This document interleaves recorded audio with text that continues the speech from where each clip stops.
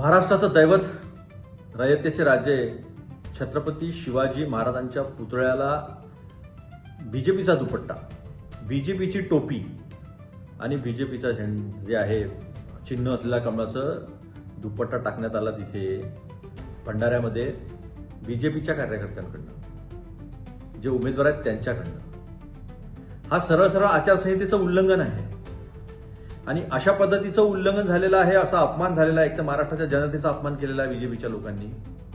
बीजेपीने छत्रपती शिवाजी महाराजांचा राजकारणामध्ये वापर करण्याचा प्रयत्न केलेला आहे, दुपट्टा घातलेला आहे, टोपी घातलेली आहे आणि याचे सर्व पुरावे जे आहेत ते माझ्या ट्विटरवर मी टाकलेले आहे.